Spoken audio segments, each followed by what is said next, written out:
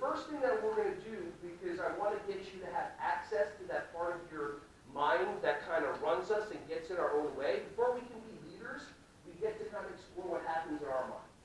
Anybody here ever create an expectation for another human? Okay.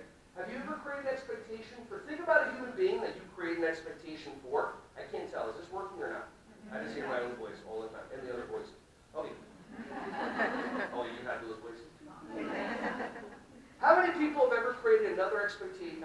How many people have created an expectation for another human being, comma, never shared that expectation with them, comma, and then when they don't fulfill the expectation that they know nothing about, who are you upset at? Them. How does that make any sense whatsoever or logical in an intelligent human being?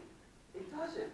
It's insane, but these are the ways that you've been taught and trained, because a lot of times what happens is we are living our lives asleep. Anybody ever drive and all of a sudden 10 miles later your 5 exits down, you have no idea how you got there? Yeah. You're on autopilot all the time. We have these reactions. It's all that we're going to do an exercise that teaches you how not to believe in the first response or reaction. For example, if I say up, you say down. If I say left, you say right. If I say stop, you say good. You all have oppositional defiance disorder.